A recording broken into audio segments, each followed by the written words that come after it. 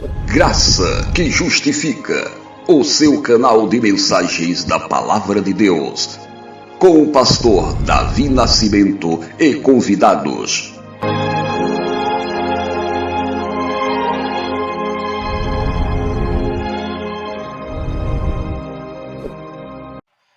Graças a Deus, irmãos. Vamos refletir em Romanos, capítulo 12, versículo 2, onde o apóstolo Paulo orienta a não nos conformarmos com este século ou com este mundo. E ele diz assim: e não sede conformados com este mundo, mas sede transformados pela renovação do vosso entendimento, para que experimenteis qual seja a boa, agradável e perfeita vontade de Deus. Nós vivemos em uma sociedade relativista, em uma sociedade em que as práticas do erro são ovacionadas como as coisas mais corretas do mundo. Hoje vemos, queridos, uma inversão de valores em que muitas vezes a própria igreja ela se envolve com questões que não convém a igreja se envolver.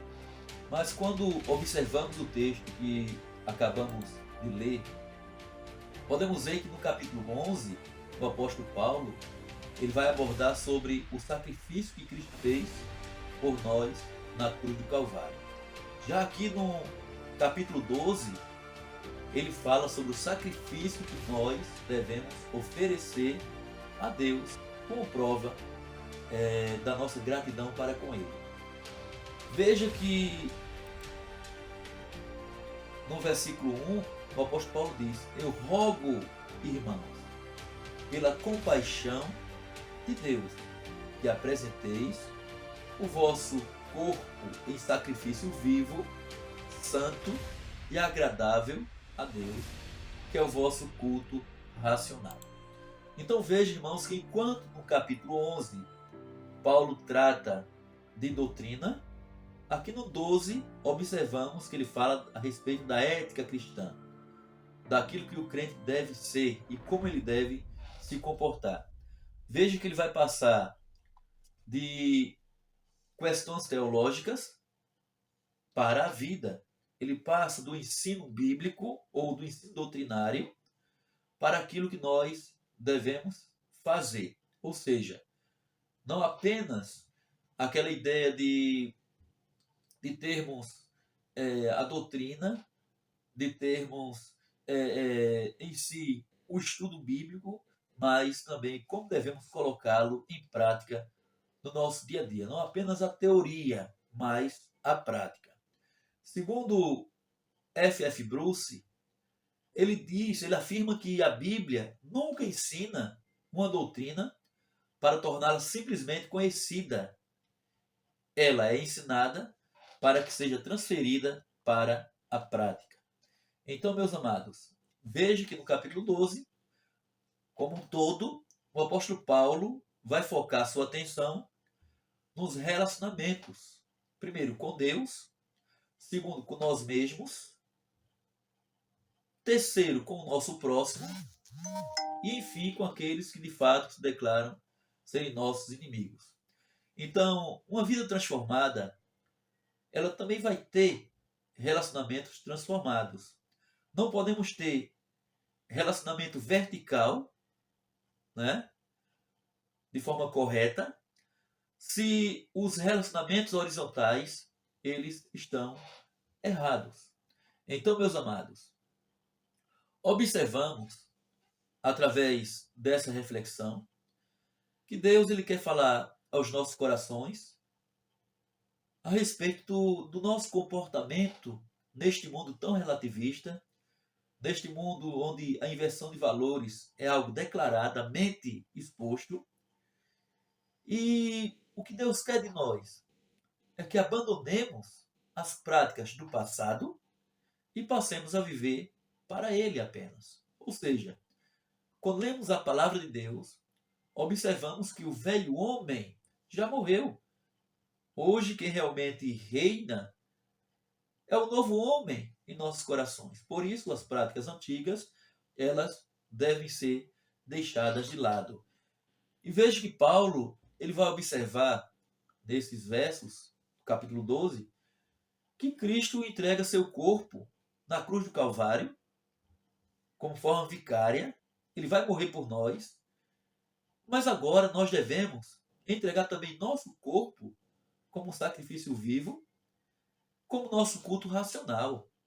E veja que Paulo ele não faz um pedido, ele faz um rogo. E esse rogo não apenas o implorar, rogo, irmãos, mas também aquilo que nós observamos da autoridade paulina. Eu rogo, irmãos, que autoridade é essa? As misericórdias de Deus.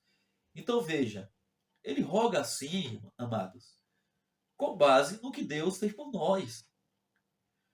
Segundo John Stott, ele diz que não há motivação maior para uma vida de santidade do que contemplar as misericórdias de Deus para nossas vidas.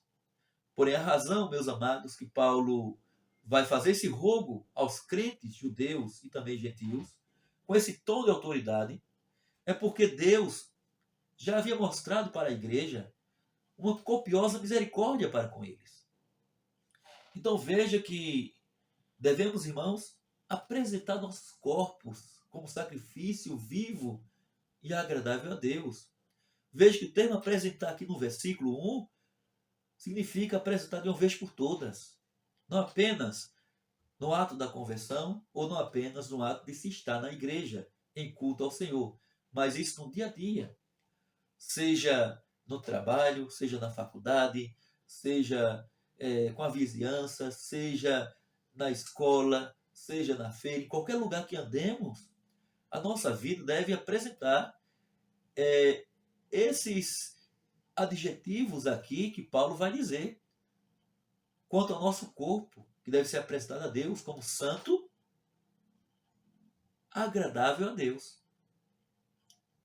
Interessante, queridos, é que Paulo vai ordenar uma entrega de forma definitiva do nosso corpo. Precisamos entender que quando o Senhor nos salvou, Ele não salvou apenas o espírito, mas Ele salva o corpo. E através do corpo, nós glorificamos a Deus. Através do corpo, nós santificamos a Deus da sociedade. E como deveria ser o nosso comportamento neste mundo? Exatamente, queridos, aquilo que Paulo ele vai dizer no versículo 2. Ele diz: e não sede conformados, ou não vos conformeis com este século ou com este mundo, mas sede transformados pela renovação do vosso entendimento. E outras versões diz: a vossa mente. Para quê? Eu devo ser transformada, minha mente deve ser transformada, para que eu venha experimentar qual seja a boa, agradável e perfeita vontade de Deus. Então, amados, segundo Paulo, aqui escrevendo no versículo 2, se nós formos transformados no Espírito, as nossas mentes também foram transformadas, ou deveriam ser transformadas. Não é possível, de forma alguma, afirmar ser uma coisa e viver uma outra coisa, outra realidade. Observe que a transformação na vida daqueles que servem a Deus deve ser uma transformação de corpo e de alma. Então vejam, meus amados, que o mundo, segundo o pastor Hernando Dias Lopes, comentando Romanos, e até essa reflexão é com base no seu comentário, ele fala que o mundo tem uma forma. E essa forma do mundo é a forma do relativismo moral, da ética situacional e do desbarrancamento da virtude. O crente, segundo Hernandes, e eu concordo com o que ele fala, ele não coloca o pé dele nesta forma. Ele é alguém que se resguarda de estar dessa forma. O crente, meus amados, é aquele que não vai se moldar ao esquema do mundo, mas ele se transforma pela renovação da vossa mente. Queridos irmãos, observem bem. Em vez de viver pelos padrões do mundo, em desacordo com Deus, aquele que serve a Deus são exortados a deixar a renovação da sua mente pelo poder do Espírito Santo, para que transforme sua vida e que sua vida seja harmonizada com a vontade de Deus. Então, é inconcebível a uma pessoa que já conheceu o Evangelho, que vive o Evangelho, que conhece a palavra, viver em acordo com este mundo. O crente, conforme Paulo, não deve conformar-se com o mundo. Sabe por quê? Porque a forma do mundo muda todo dia. Ou seja, aquilo que lá no passado declarava-se que era errado, hoje é declarado que é certo. Hoje briga-se por aquilo que de fato entendíamos, com base na palavra, que era errado, e hoje é certo.